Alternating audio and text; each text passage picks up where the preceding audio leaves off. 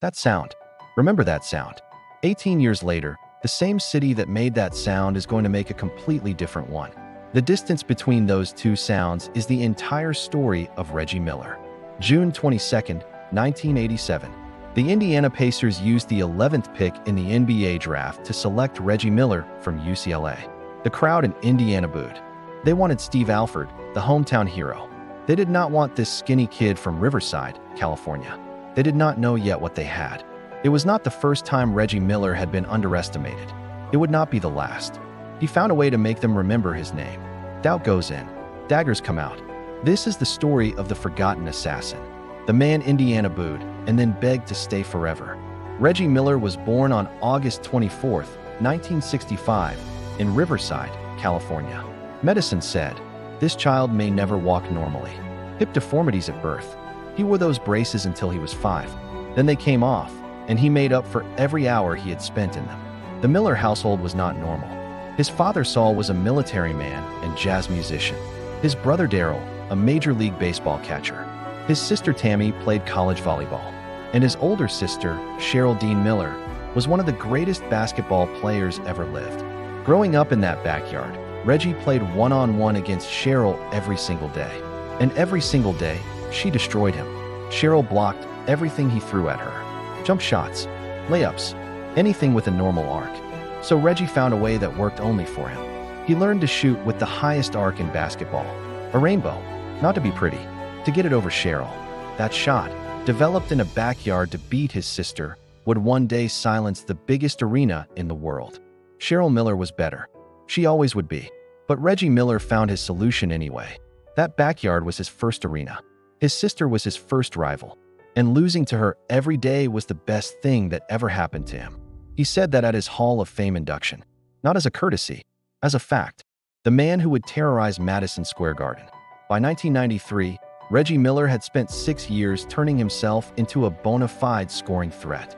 He had led the Pacers to the playoffs. And then the Knicks came. The 1993 playoffs. Game 3. John Starks and Reggie Miller are jawing all night. Starks does something that becomes one of the most replayed moments in NBA history. He headbutts Reggie Miller. Starks is ejected. The Pacers win. And a rivalry is lit like a match. But the headbutt was just the match. The fire got built the next year. 1994 Eastern Conference Finals. Knicks vs. Pacers. Game 5. Madison Square Garden. The Knicks crowd is on their feet. Spike Lee, the most famous fan in basketball, starts jawing at Reggie Miller. What Reggie Miller did in response is one of the most audacious performances in NBA playoff history. He scored 25 points in the fourth quarter. He went 5-4-5 from three-point range. He did not miss.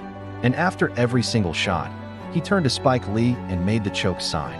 The image that endures is Reggie Miller at Madison Square Garden, arm extended, making the choke sign at a man who tried to get inside his head. From that day forward, Reggie Miller was not just an Indiana Pacer. He was the villain of New York. He wore it like a crown.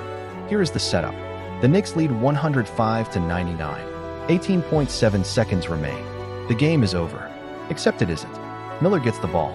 Three-pointer. Miller steals the inbound pass. Dribbles behind the arc, pulls up. Three-pointer.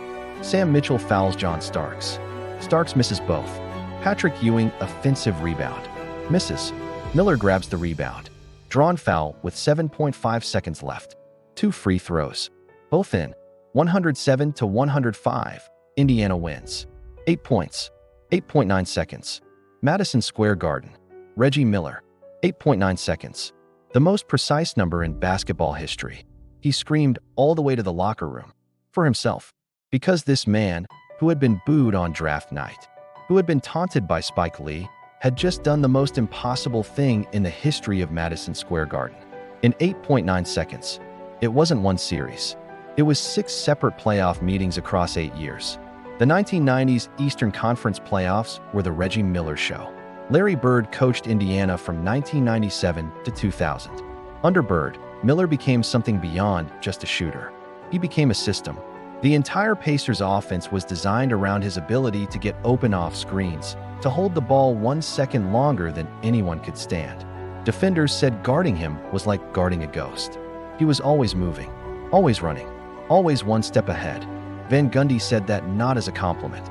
In the building that had decided Reggie Miller was its enemy, where Reggie Miller kept coming back. 2000 NBA Finals. Indiana Pacers versus the Los Angeles Lakers. Shaq and Kobe in purple and gold. Reggie Miller and the Pacers in navy and gold. It was the series Reggie Miller had spent 13 years working toward. Game 3, Reggie Miller puts on a show. 33 points. Indiana wins. Game 4, another war. Miller scores 35 in a losing effort. Lakers win the series. Reggie Miller averaged 24.3 points per game in that finals. He was 34 years old, the closest he would ever get.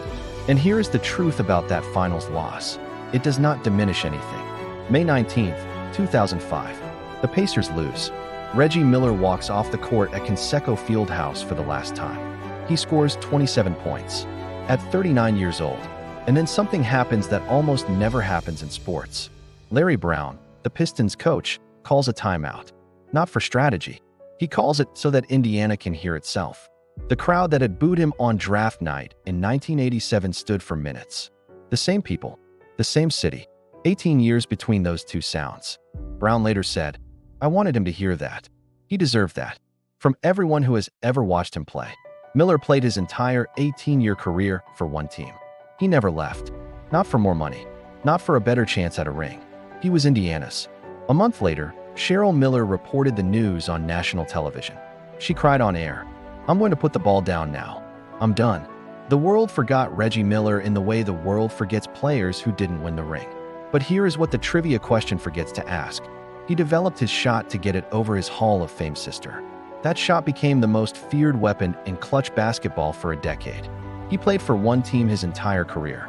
He chose loyalty. He was the villain in New York, and he relished it. He scored 8 points in 8.9 seconds. That is not a record. That is a moment. Moments are permanent. Spike Lee, years later, was asked about Reggie Miller. He smiled. "I hate the guy. I love the guy. He ruined my playoffs." But he was real. He was everything basketball is supposed to be. The villain you love to hate. No villain without a stage. Reggie Miller's number 31 was retired in 2006. He was inducted into the Hall of Fame in 2012.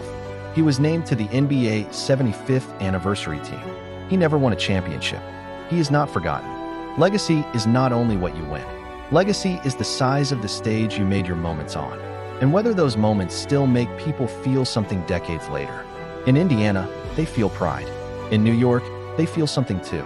Born with braces on his legs, left with a standing ovation in his ears. Nobody who saw him play has forgotten. And that's the whole point. Hoop Tales.